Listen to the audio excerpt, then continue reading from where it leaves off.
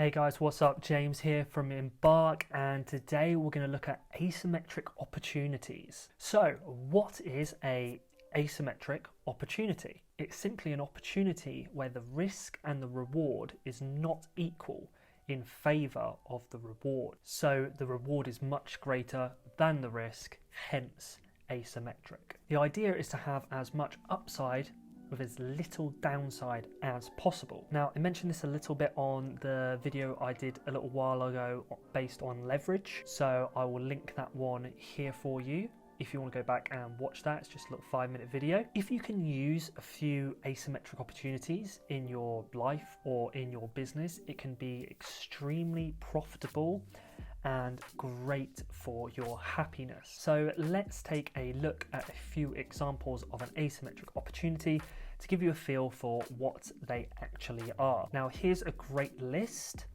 that was mentioned between a conversation on Twitter between James Clear and Naval Ravikant. This is the Twitter thread here.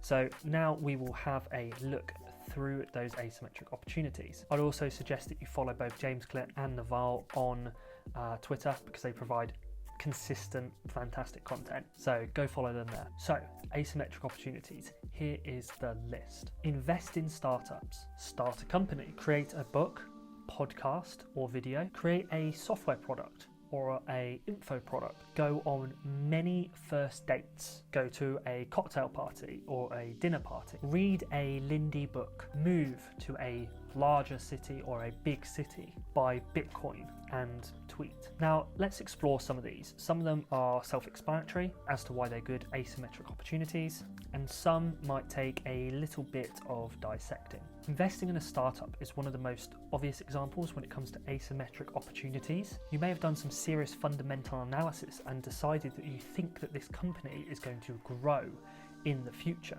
You invest a relatively small amount of money into that company. In return, you own a small percentage of it or shares of the company. And because when you invested, the company was in its infancy, your money buys you a bigger percentage of the business than if you invested a few funding rounds later. Now you have the ability to sell the share of the company.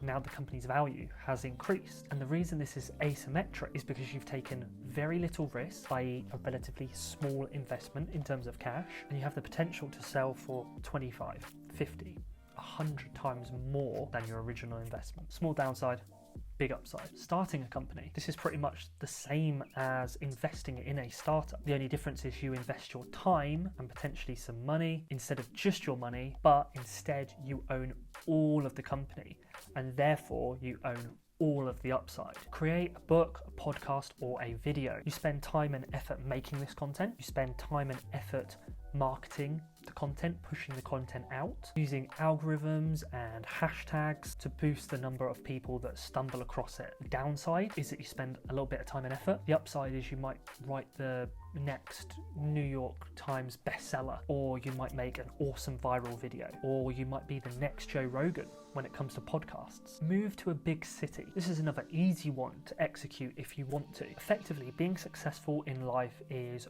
working hard and being in the right place with the right resources when luck comes around. Looking out for luck and being sensitive to luck. Serendipity occurs through motion. Meet new people, chat about what you do, go to events. All these things can lead to opportunities, and all these things and all these opportunities can arise and happen in a much greater frequency if you're in a big city. Now, if you want to hear more about this, Ali Abdar has a great video on it, chats about the 6-minute mark onwards, and I'll link it here for you guys if you want to go watch that. I think it's quite interesting.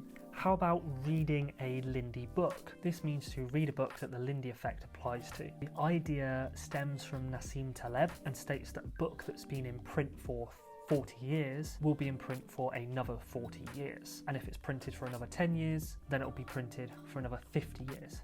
Because that'll be 50 and 50, meaning that it ages in reverse. So what does he mean by this? Well, effectively, it's Every year that passes without extinction doubles the life expectancy. So these books have passed the test of time, meaning that their teachings are timeless and will apply for years to come. You put in the same amount of effort to read a Lindy book as to read a non-Lindy book, but you receive extremely well-aging information. Asymmetric opportunities are brilliant and they should be pursued whenever possible. They are great examples of leveraging minimum time and effort in order to get maximum reward. And life is all about maximizing the upside and minimizing downside. And if you do this consistently, you're bound to find success in the parts of your life where you pursue asymmetric opportunities. That's all for the video today, guys.